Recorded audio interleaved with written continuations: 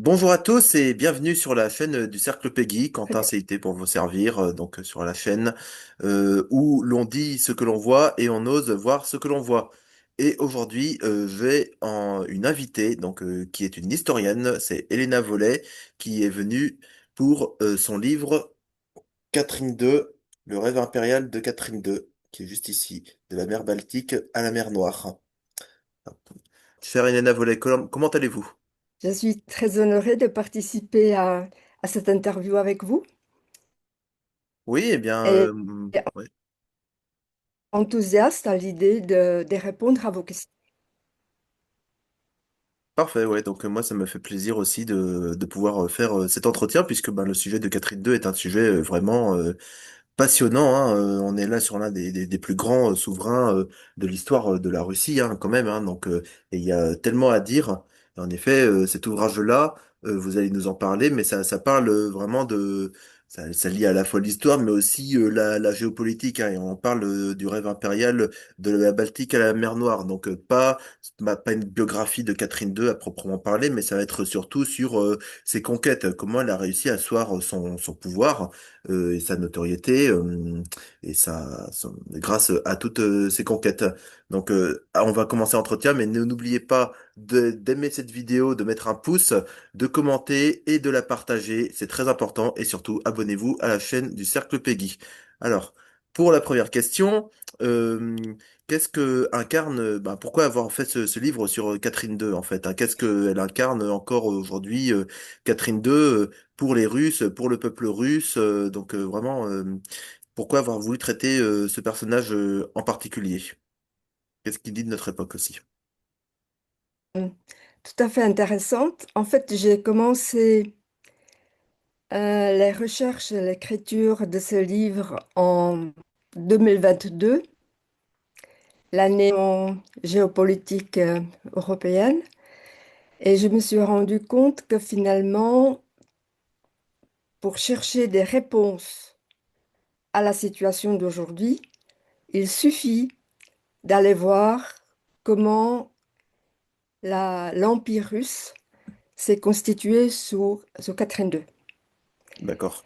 Alors, il faut, se- il faut se dire que Catherine II reçut le surnom de Grande par les Russes. C'était Pierre.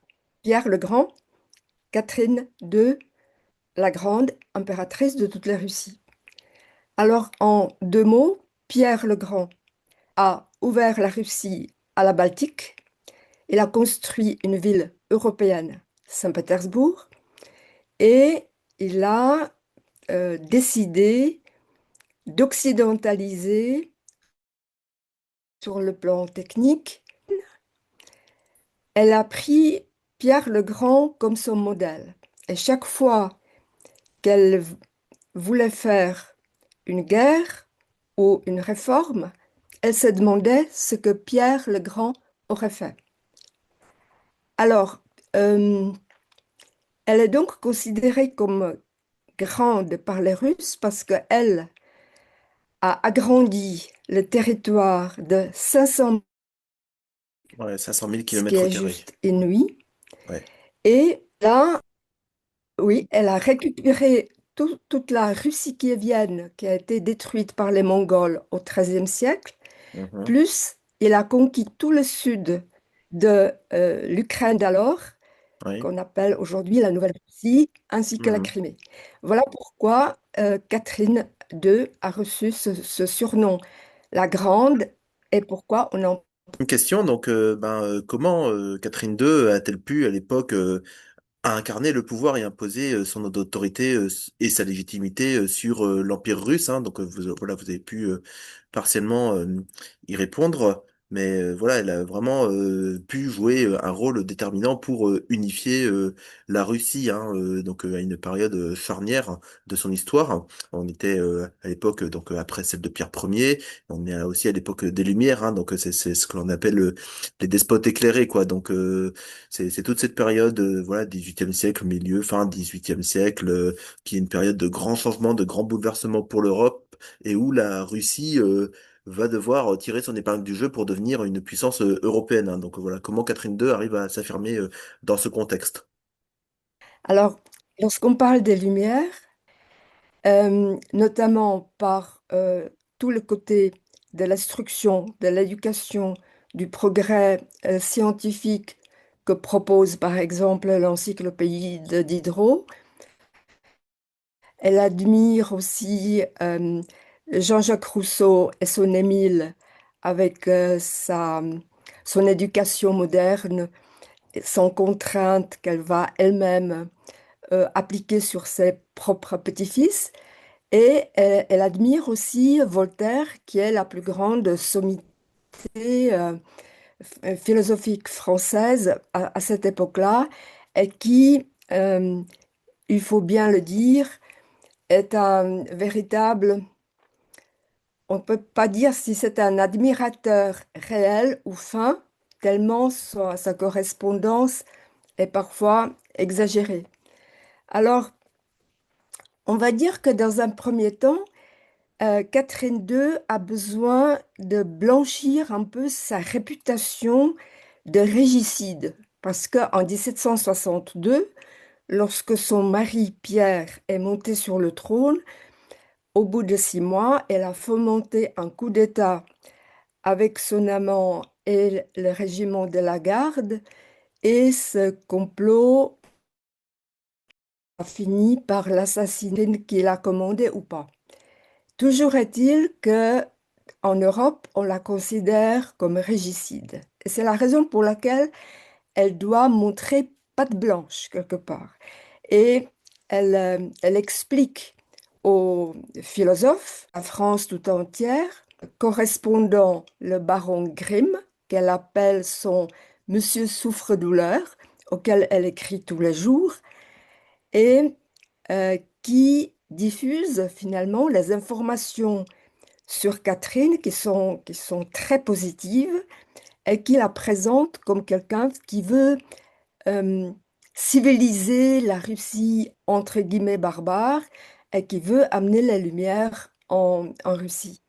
Et donc, cette époque-là, avant la République, et je cite, elle dit, j'ai assez de peuple à rendre heureux et un petit coin de terre n'ajoutera rien à mon bonheur. Et elle va encore plus loin.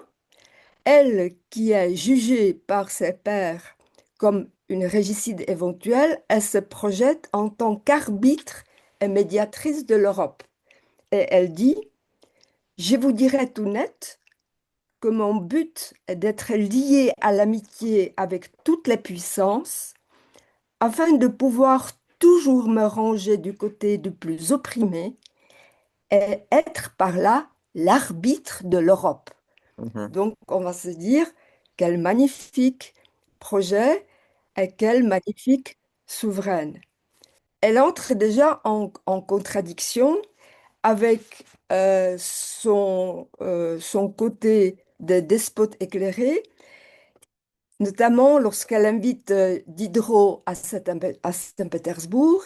Diderot est enchanté, il est persuadé qu'il va devenir conseiller à la cour de Catherine et qu'il va l'aider à abolir le servage. Et il est extrêmement déçu par le grand écart entre la théorie et la pratique. Parce qu'en théorie, Catherine a de grandes idées, elle convoque même une espèce d'états généraux qui discute les réformes et l'abolition du servage pendant des années. Rien ne sera fait.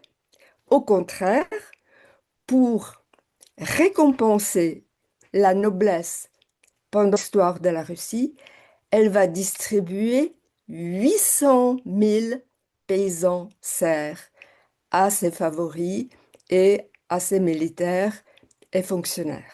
Donc là, déjà, on voit que entre ce qu'elle dit et ce qu'elle fait, il y a véritablement un abîme. Et donc Diderot repart très déçu en France et Catherine, pour le faire taire, lui achète sa bibliothèque dont il pourra jouir jusqu'à la fin de ses jours. Elle lui donne aussi de l'argent parce qu'elle a des difficultés financières et Ainsi, elle neutralise Diderot. En ce qui concerne Émile, ça c'est encore plus passionnant parce que elle déclare appliquer les préceptes presque écologiques de Jean-Jacques Rousseau sur l'éducation des enfants, pas d'amaillotage, l'eau froide, l'hygiène, la gymnastique, l'allaitement, etc. Paul et Maria Fyodorovna, elle va les élever donc euh, dans son palais et la contradiction qui nous saute aux yeux, c'est que ses petits-fils s'appellent Alexandre et Constantin. Et donc, Alexandre a été nommé ainsi sur l'exemple d'Alexandre le Grand de Macédoine et Constantin était nommé en prévision de la reconquête de Constantinople de 1453 par le sultan Mehmed II. Et donc, euh, Catherine, tout en appliquant les préceptes des Lumières, voit déjà un grand projet de conquête pour ses petits-fils. Le grand empire russe élargi pour Alexandre est ce qu'elle va appeler l'empire grec pour Constantin. Donc là, on a déjà une petite euh, diversion. Maintenant, en Mhm. ce qui concerne Voltaire, Voltaire, il appelle Catherine Sémiramis du Nord et il lui envoie des lettres. Voltaire s'enthousiasme beaucoup lorsque Catherine lui parle de ses projets de conquête et de guerre, ce qui est totalement contraire aux Lumières qui préconisent le bonheur universel, la paix et la prospérité pour tous les peuples. Et lorsque Catherine euh, procède au premier partage de la Pologne, il écrit euh, précisément, je cite, on en a fini avec l'anarchie. L'intolérance polonaise est si odieuse qu'elle mérite qu'on lui donne sur les oreilles. Je ne suis pas meurtrier, mais je crois que je le deviendrai pour vous servir. En ce qui concerne la guerre suivante, la guerre russo-turque, Voltaire, pour plaire à Catherine, appelle le sultan Mustapha III le gros cochon du croissant et il encourage Catherine. Pourquoi donc faire la paix quand on peut pousser si loin ses conquêtes? Mhm. La guerre est très utile à un pays quand on la fait avec succès sur ses frontières. Et il va être au comble de la félicité lorsqu'il apprend que la Turquie a perdu une bataille contre la Russie. Je cite, Madame, Votre Majesté impériale me rend la vie en tuant les Turcs. La lettre dont elle m'honore du 22 septembre me fait sauter de mon lit en criant Allah, Katharina. J'avais donc raison. J'étais plus prophète que Mahomet. Dieu et vos troupes m'avaient donc exaucé quand je chantais Te Katharina laudamus, te dominam confitemur. Je suis réellement, madame, au comble de la joie. Je suis enchantée. Je vous en remercie. Même Catherine, donc, va un peu trop loin, et elle répond sur un ton très bucolique pour dire, oui, je fais la guerre, mais je suis aussi une âme pure et pastorale.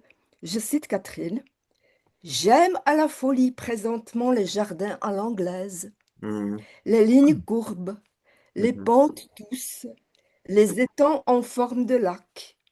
C'est au milieu de ces occupations que j'attends tranquillement la paix. Lors de cette guerre russo-turque, Mhm.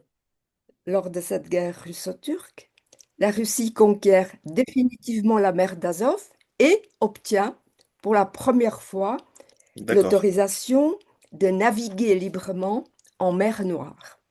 Et cela va être le premier pas vers l'annexion de la Crimée.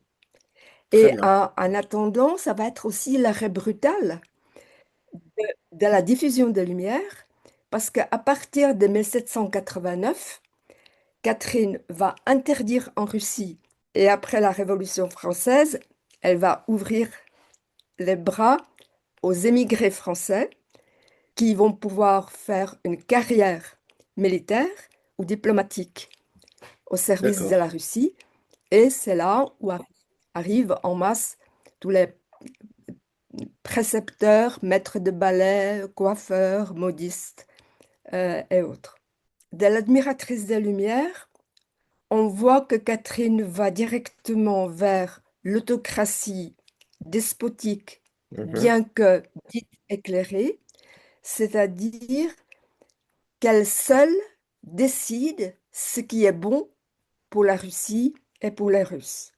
Et Oui. elle exige l'obéissance totale tant de la part de la noblesse que de la part du peuple. Et Dans d'ailleurs, le cas contraire, c'est la punition, c'est l'exil, hmm, voire l'extermination. troisième question, c'était par rapport à sa foi orthodoxe, en fait, parce que toute despote éclairée et prise d'idéologie des Lumières, qu'elle soit, il y a quand même une foi orthodoxe très forte, et c'est elle qui a cette volonté, je sais pas si ça existait avant, de vouloir faire de Moscou la troisième Rome, hein, parce que vous aviez parlé des tensions avec entre elle et la Turquie, voilà, donc Constantinople, qui était la deuxième Rome, n'est plus Oui, depuis c'est 1453, donc la orthodoxe serait Moscou. c'est une question absolument passionnante, la Hmm, religion orthodoxe et Catherine II. oui. On va se rappeler que lorsque Catherine arrive en Russie, elle a 15 ans, elle est princesse allemande de religion luthérienne, donc protestante, Hmm.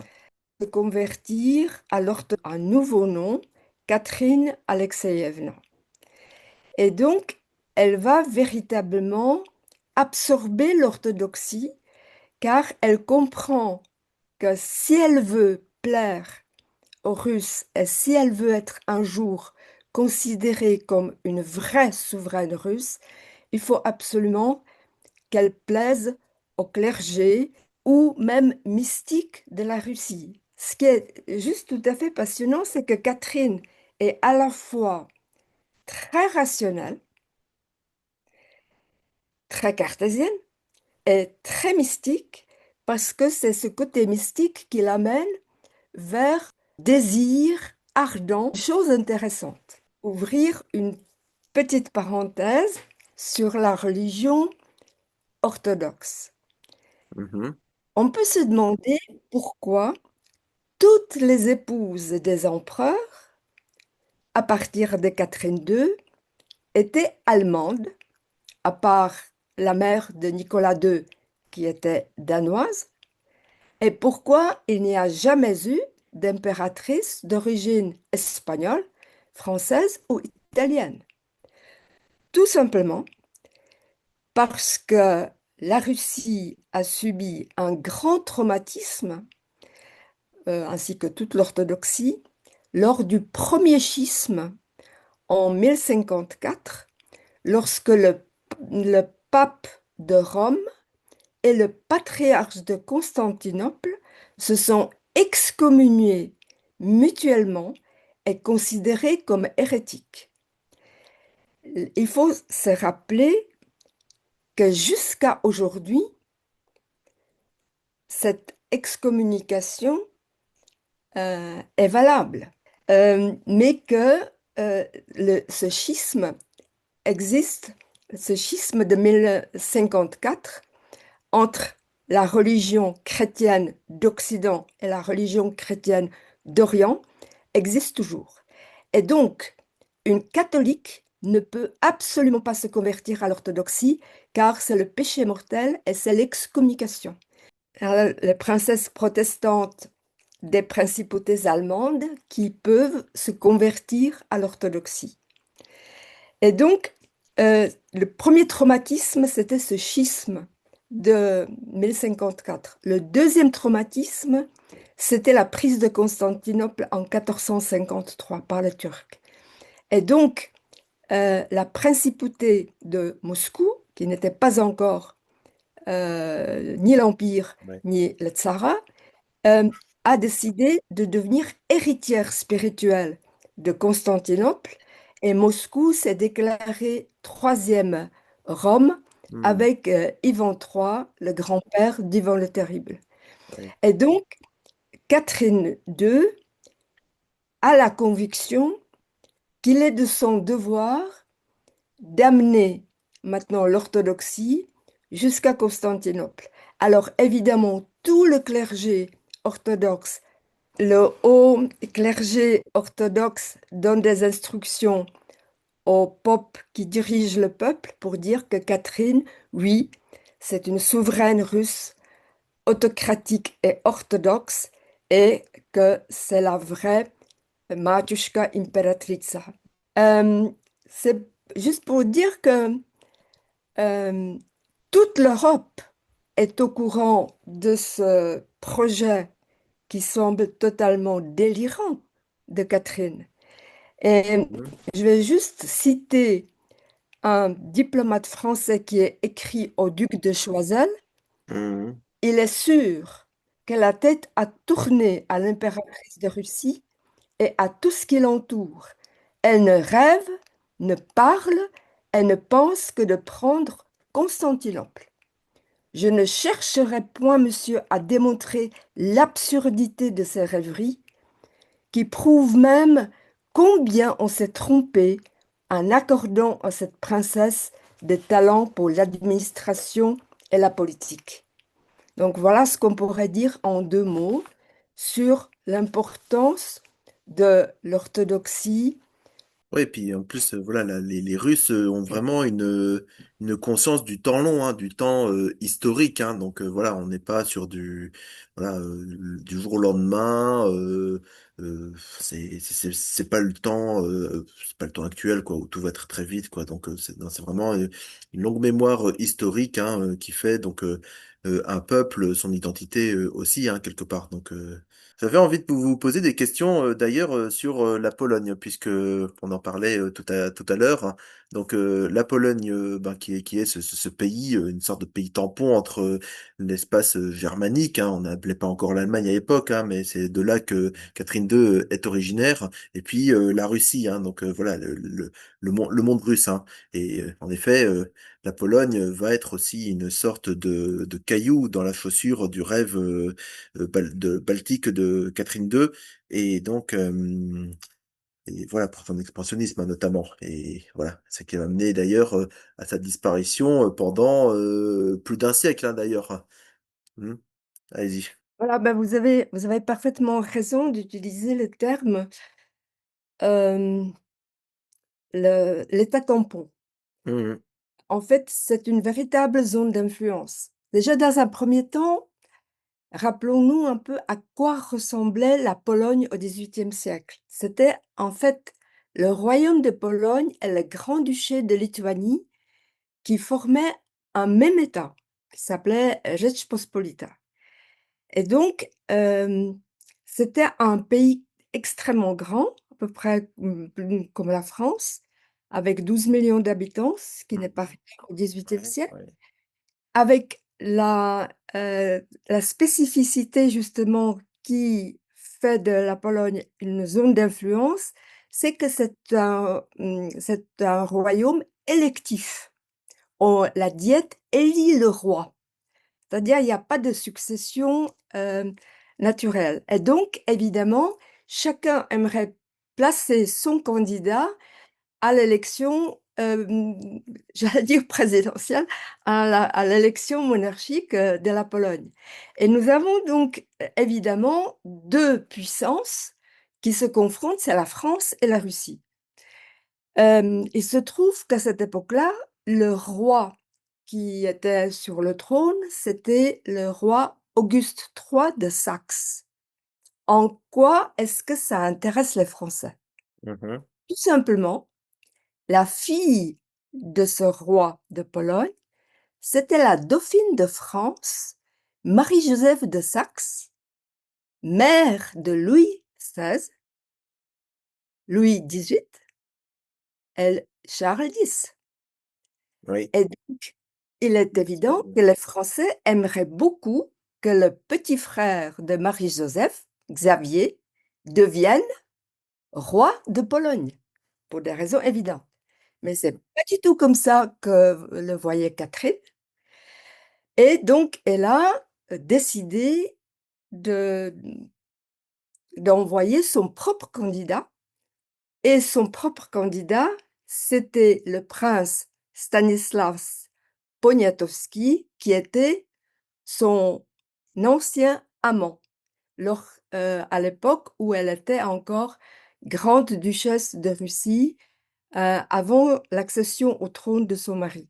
Donc, ce Stanislas Poniatowski était follement amoureux de Catherine. Ils ont même eu un enfant qui est décédé quelques mois plus tard. Et lorsque Stanislas Poniatowski est parti de Russie, il ne savait pas du tout comment les choses allaient tourner, le complot, l'assassinat de Pierre, il ne savait rien de tout cela. Il savait seulement que Catherine était impératrice et qu'elle voulait euh, faire de lui le roi de Pologne. Et il lui écrit: Ne me faites pas roi, laissez-moi revenir en Russie. Et il espère même, il est toujours amoureux et naïf, et il se dit, bah, puisqu'elle est veuve, on pourrait même se marier. Alors évidemment, ce n'est pas du tout l'intention de Catherine, euh, mais les Polonais ne veulent pas de Poniatowski.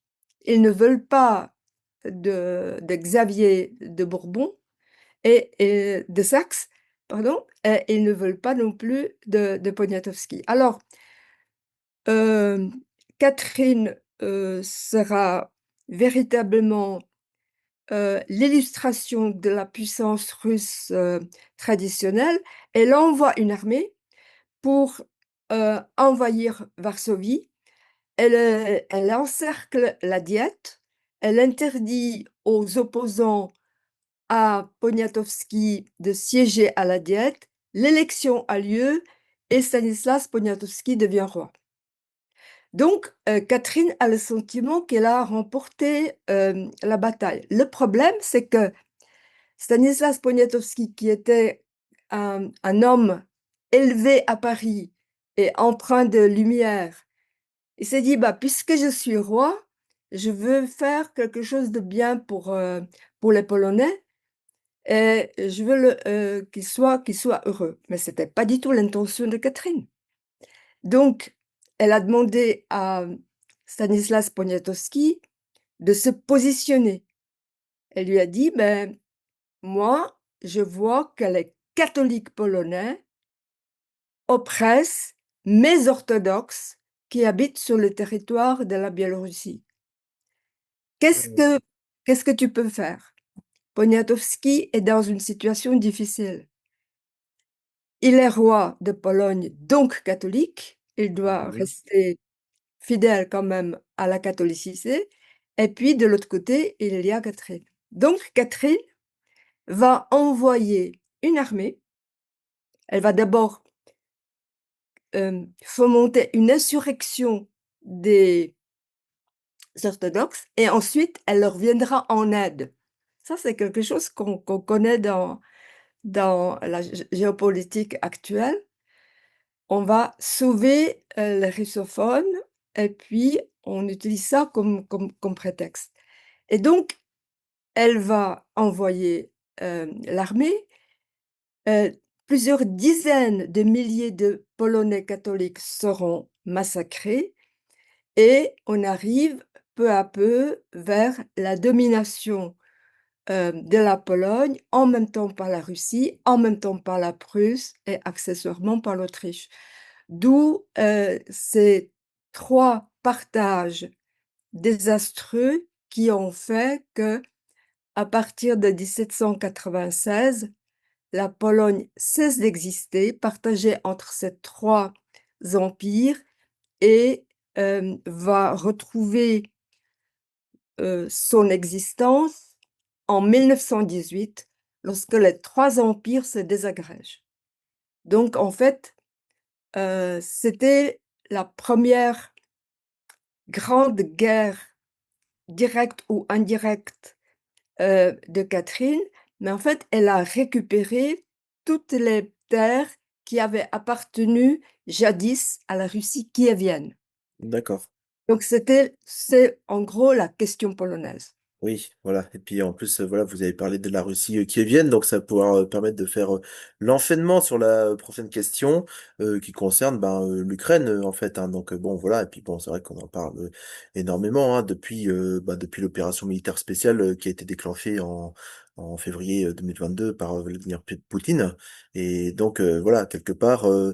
On est là aussi quelque part dans des certaines volontés, enfin certains y verraient une volonté expansionniste de la Russie, d'autres le souhait d'unifier des populations russophones ou de revendiquer des territoires qui ont autrefois appartenu à la Russie, hein, comme c'était le cas en Ukraine où il y a eu des villes hein, notamment qui ont été fondées par Catherine II elle-même hein, d'ailleurs. Hein. Donc voilà, vous pouvez nous en dire un mot et puis Mhm, aussi sur les villages Potemkin, hein, ce qu'on appelle les villages Potemkin d'ailleurs, hein, mhm, donc, parce que ça, c'est une mhm. anecdote aussi très amusante.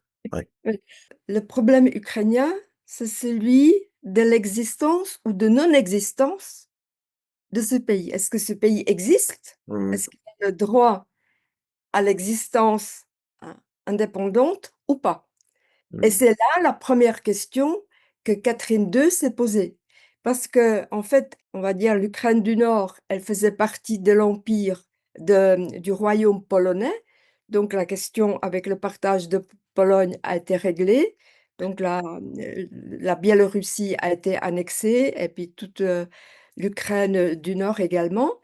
Maintenant, on arrive dans ce qu'on appelle le pays des Cosaques. Mhm. L'Ukraine, le pays des Cosaques.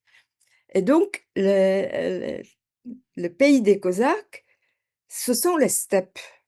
Il y a 8 000 kilomètres de steppes, ce sont les hautes herbes, Mhm. vivent une population libre et, si j'ose le terme, démocratique, dans ce sens où les Cosaques élisent démocratiquement leur chef une fois par année, ils l'appellent ataman, et ils ne veulent dépendre d'aucune autorité centrale, quelle qu'elle soit. Ils ne veulent pas appartenir aux Polonais, ils ne veulent pas appartenir aux Russes. Maintenant, le problème des Cosaques qui vivent de la pêche, de la chasse et aussi du piratage, il faut le dire, ils vont attaquer les ports ottomans, ils vont incendier les villages, etc. D'ailleurs, les Tatars vont leur rendre l'appareil. Et donc, à nouveau, en deux mots, vous avez évoqué ce problème, mais qui pourrait être conférence de 3 heures à lui tout seul. En quoi les Cosaques gênent-ils Catherine? Trois Oui. points. Premier point, elle a besoin de leur terre, parce que nous avons vu, son but final, c'est Istanbul, Constantinople. Donc, elle a besoin d'arriver à la mer Noire. Et donc, elle doit absolument déplacer les Cosaques et construire des villes et coloniser les terres. C'est ce que va faire Potemkin. Et donc, ça, c'est le premier point. Deuxième point, elle a besoin d'une population soumise, d'une population qui est dirigée par le pouvoir central. Et il faut savoir qu'en Ukraine, le servage n'existe pas, contrairement à la Russie. Et Catherine II va introduire le servage en Ukraine.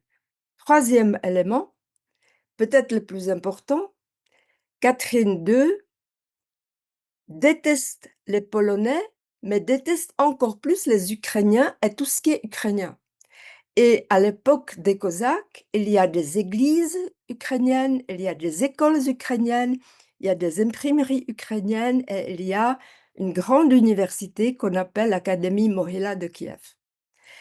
Et en détruisant la communauté cosaque, Catherine supprime d'un trait de plume tout le côté ukrainien. elle va supprimer les écoles ukrainiennes, la langue ukrainienne, elle va décider que c'est juste un dialecte populaire et elle va russifier euh, ces terres qui avaient appartenu aux Cosaques en faisant venir des colons de Russie, des colons de Roumanie, d'Allemagne, des pays balkaniques, etc. Toute cette colonisation, ça va être l'œuvre de Potemkin.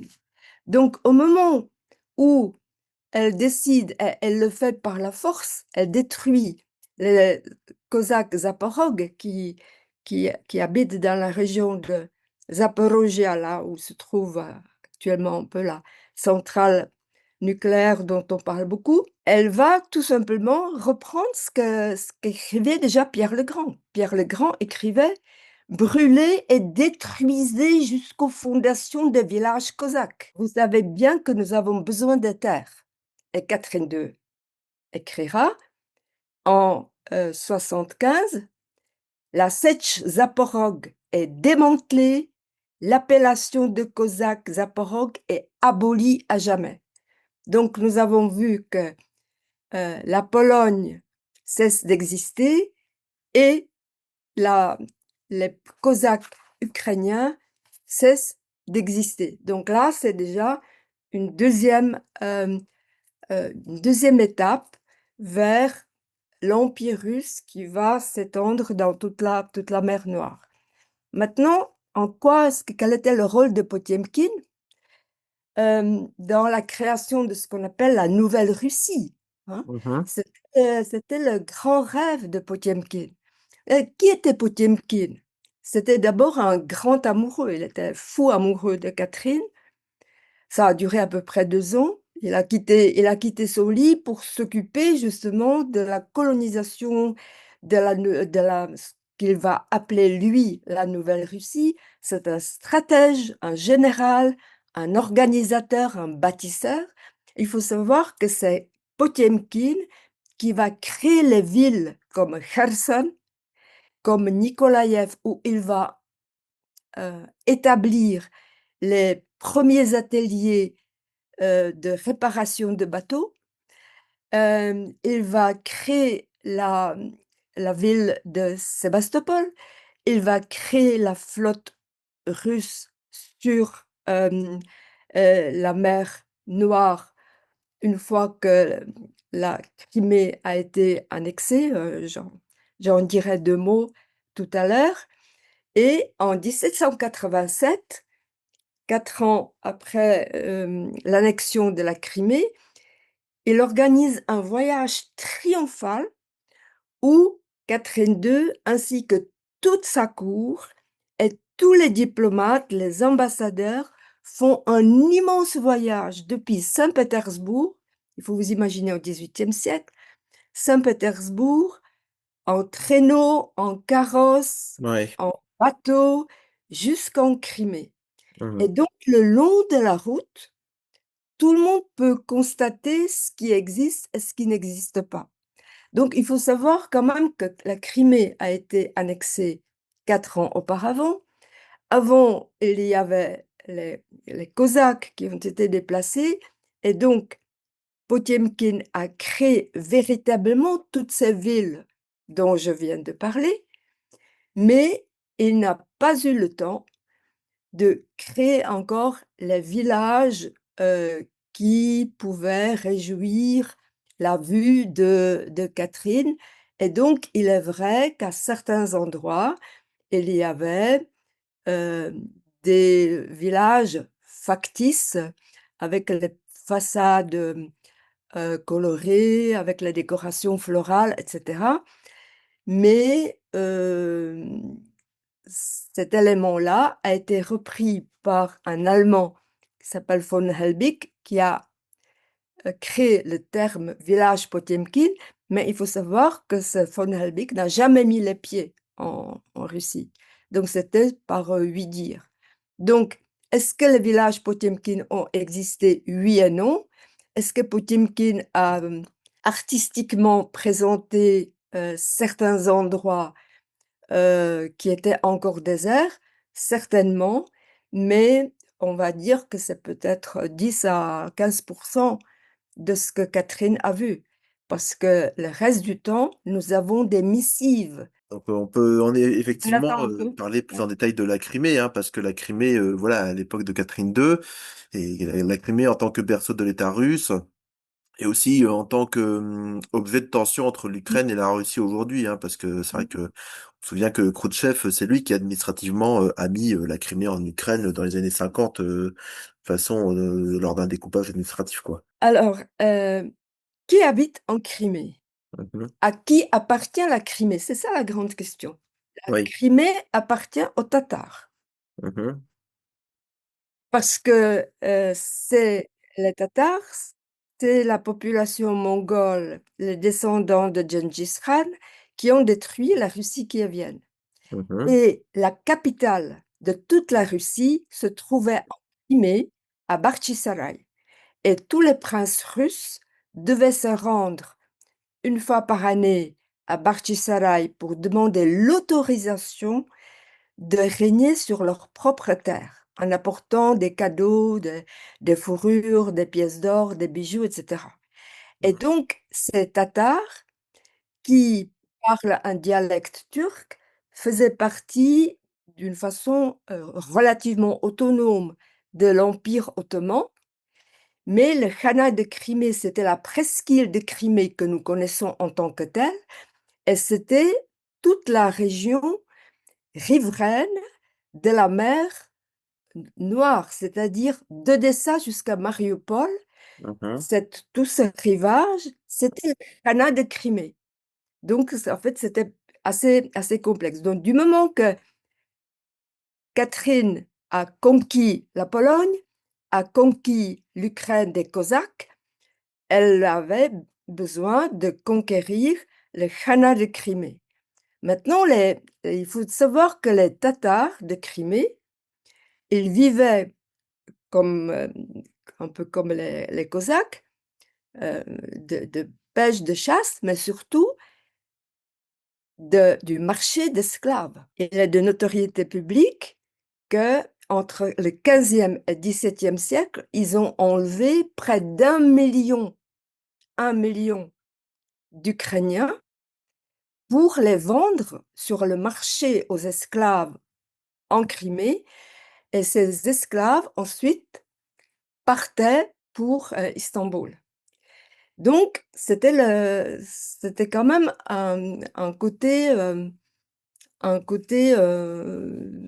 très difficile à accepter. Et Catherine II a décidé avec Potiomkin que la Crimée euh, musulmane et tatar la gêne dans son expansion. Donc, il fallait absolument annexer la Crimée. Alors, comment elle s'y est prise? Tout simplement, comme en Pologne, elle va fomenter des troubles intestins.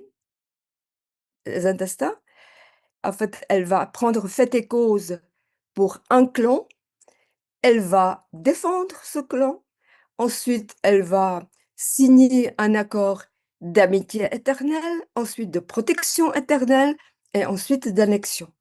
Ce qui fait que la situation est la suivante. En Ouais. 1783, la Crimée est purement et simplement annexée par la Russie et c'est pour la première fois où l'Empire ottoman perd une partie par deux mots, l'histoire de la Crimée. Catherine II a été très fière de cette acquisition de la Crimée parce que pour elle, c'était à nouveau une étape de plus vers la conquête de Constantinople. Et je vais juste citer le comte de Ségur qui voit Catherine installée dans le palais du Khan de Crimée à Bakhchisaray. Il a écrit: Elle jouissait avec l'orgueil d'une souveraine de se voir assise sur le trône des Tatars, jadis conquérants de la Russie, et qui, peu d'années avant leur défaite, venaient encore ravager ces provinces.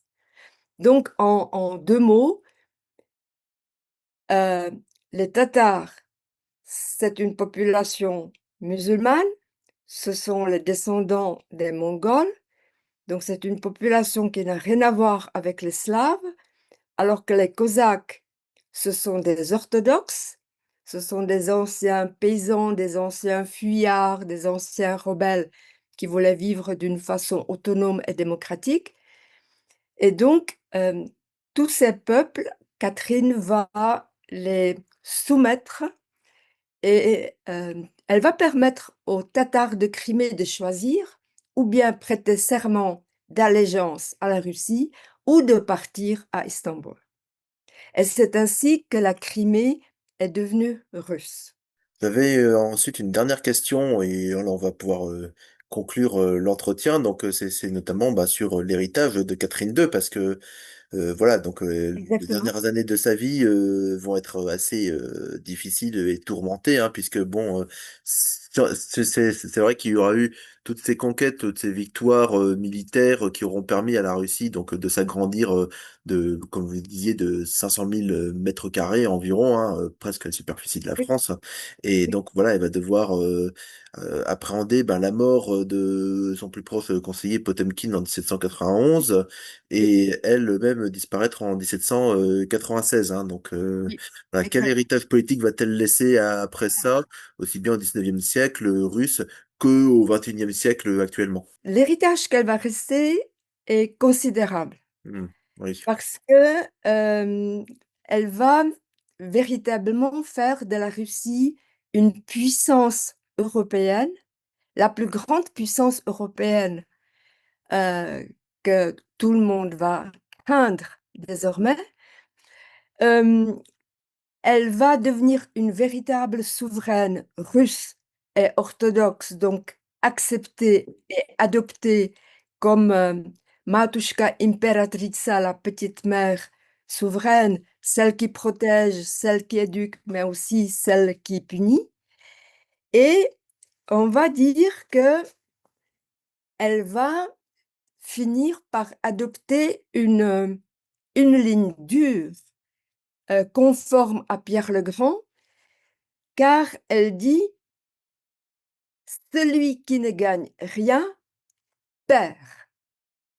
Hmm, Et une puissance qui ne prend rien à ses voisins n'a pas d'avenir. Elle va être adepte de la loi du plus fort, ce qui nous éloigne définitivement des Lumières, lorsqu'elle écrit: dites à mes amis et ennemis que je suis impératrice de Russie et qu'il n'y a de volonté que la mienne qui puisse tenir dès que je veux. Et pour répondre à vos questions et pour arriver à une conclusion éclairante, mhm, j'aimerais terminer par la missive du ministre français des Affaires étrangères à, à son roi Louis XVI, qui écrit exactement: si la force est un droit, quelle sera la sûreté des États? Si une possession immémoriale, si les traités solennels qui ont fixé les limites respectives ne peuvent plus servir de frein à l'ambition, comment se garantir contre la surprise et l'invasion? Si le brigandage politique se perpétue, la paix ne sera bientôt plus qu'une carrière ouverte à l'infidélité et à la trahison. mhm, mhm. Et je pense que là, tout est dit. Tout est dit en effet. Je rappelle votre livre, Helena Vollet, Le rêve impérial de Catherine II, de la Baltique à la mer Noire. Vraiment un livre passionnant, historique et que l'on peut retrouver hein, sur Amazon. D'accord, sur Amazon. Avant de chez- Et combien il coûte? Oh, bah, pas grand-chose. Je pense que 12 €, quelque chose comme ça. D'accord, donc C'est c'est très symbolique comme prix. En fait, ce livre, je l'ai fait pour partager avec les lecteurs une vision plus globale de l'Empire russe, qui Oui, n'a pas cessé de, de vouloir s'étendre. oui, et en effet, oui, c'est assez important de lire des livres et de se replonger dans l'histoire, pour comprendre en fait, pour comprendre la Russie, comprendre l'histoire russe et puis comprendre notamment un moment important de cette histoire, donc avec Catherine II, avec ses conquêtes, hein, c'est vraiment un moment d'histoire de l'Europe majeur, hein, donc toute la deuxième moitié du XVIIIe siècle, hein, qui aura été considérablement marquée par les Lumières et par son règne, hein, qui aura vraiment rayonné dans toute l'Europe et même au-delà de sa mort, hein, comme vous disiez d'ailleurs. Bon, eh bien, merci à vous en tout cas pour cet entretien, ce fut un plaisir, hein. Et moi, je vous rappelle que vous Ça pouvez veut dire donc oui, vous pouvez aimer cette vidéo, la commenter, la partager et vous abonner à la chaîne du Cercle Peggy. Et j'en profite également pour faire la publicité pour ce petit livre, Or bleu et souveraineté, de Sabrina Kider, qui est disponible au Cercle Aristote et qui vous détaille tous les enjeux actuels liés à l'eau au XXIe siècle. Bon, bien, merci, merci Elena Voller. je vous souhaite une belle soirée. Oui, merci à vous. Bonne soirée à vous.